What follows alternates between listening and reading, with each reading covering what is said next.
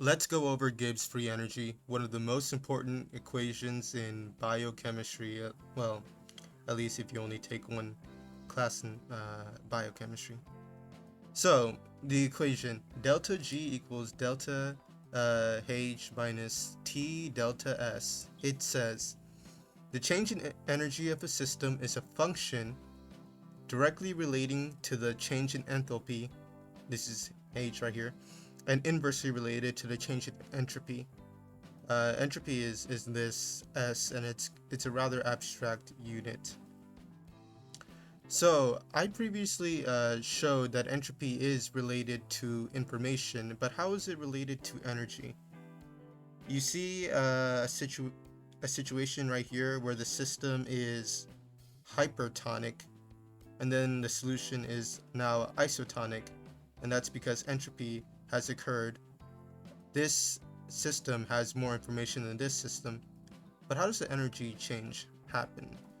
Entropy is like a casino. You have to pay to play, and you can win in small games, but at the end, you always lose. You either have to play by entropy's rules, or you don't play at all.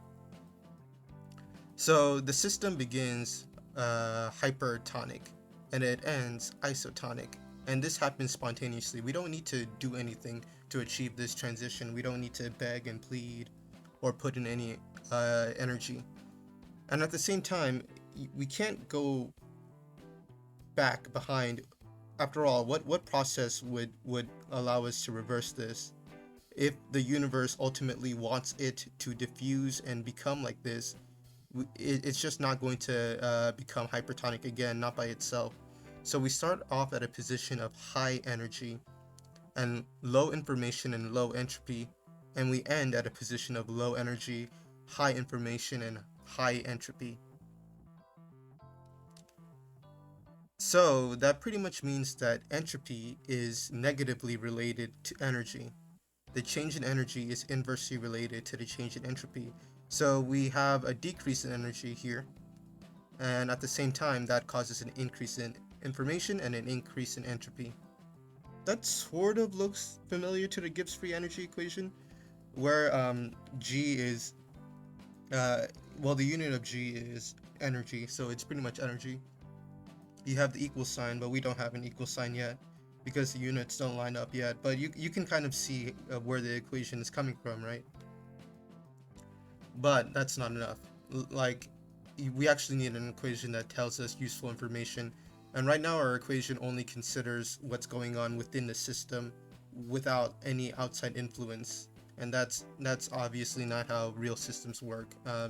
Maybe if you use this to describe the universe as a whole, and this impermeable membrane right here was the edge of our universe, that would work. But in every situation, you can usually add in energy or remove energy that's unrelated to the entropy going on within that system.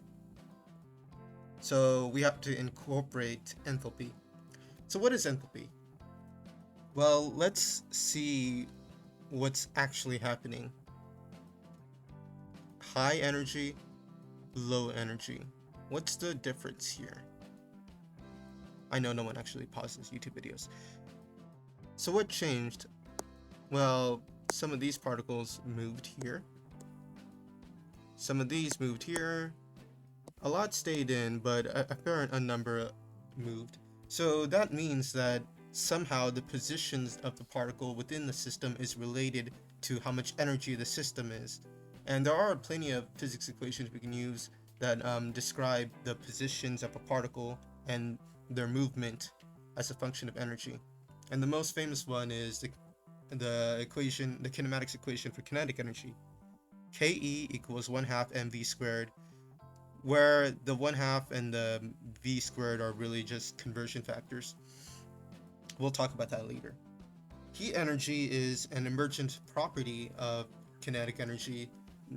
It doesn't make much sense to say that any individual particle is hot just because it's moving fast, but if all the particles within a gas, well, not all, that's not how it works, but if most of the particles within a gas have a high average kinetic energy, then you can generally say that the gas is hot. It's got lots of heat energy.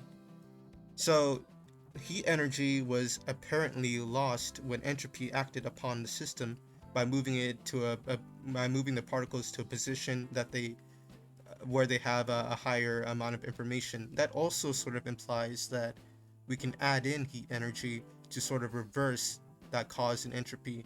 But of course, entropy is like a casino, right? We get the heat energy from another system that is following the laws of entropy. So overall, it's still going downhill. But in our brief snapshot, it's we can reverse that. Ooh, this is actually a really profound statement because it's pretty much the reason why any machine works. Why well, we can use energy to do work, pun intended. So this is our Gibbs free energy equation so far. The change in energy was negatively related to our change in entropy, yes, and enthalpy can counteract our change in entropy. So enthalpy is positive, entropy is negative, and this can describe our change in energy. Are there any problems so far with this equation? Yeah, there is. We've committed a unit sin. Uh, Here are the deadly sins here. Energy is measured in joules, which is a Newton meter. But entropy was still some kind of abstract number, right? Because heat energy, we already established, is related to kinetic energy. That's joules. Energy is in joules. So what's the unit for entropy? Well, let's think about the system again. So we've already established that the change in energy is represented by change in position, and enthalpy is the an energy concept that we can use to describe this. Would it be fair to say that a system that begins with a lot of enthalpy also will end up with a lot of entropy? Right? Because think about it like this: what would waste more energy if you boiled water, to 100 degrees and then allowed it to cool, or if you heated water up to like 50 degrees and allowed it to cool? I think it's intuitive to understand that a system that begins with lots of kinetic energy will end with lots of entropy, and that is somehow better related to the change in overall energy than just the change in entropy.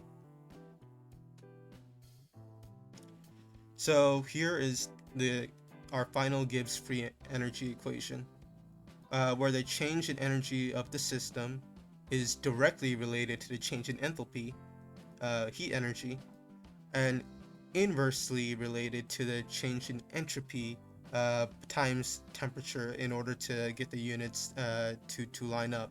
That also means that the unit per entropy is a joule per Kelvin, which is a concept that you it makes a little bit more sense if we use calculus, but let's try to not use calculus. But let's think about why this part and this part of the equation matter so much. So if entropy, which is what the universe ultimately wants to happen, succeeds, then the equation is going to be negative. You're going to have negative Gibbs free energy. And entropy happens spontaneously because that's just the nature of reality. Remember that enthalpy is what we're putting in. So this is conscious choice. So if the equation evaluates to be negative, then it's likely to be spontaneous because it's going along with what the universe wants the system to end up as.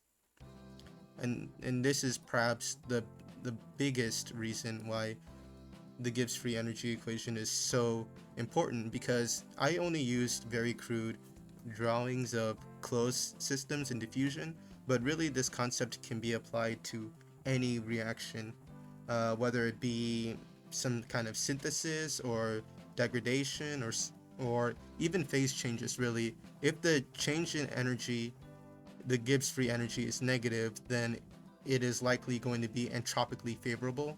So it's likely to release energy, or at the very least be spontaneous. Hopefully this video has given you a more conceptual understanding of what the Gibbs free energy equation is trying to accomplish.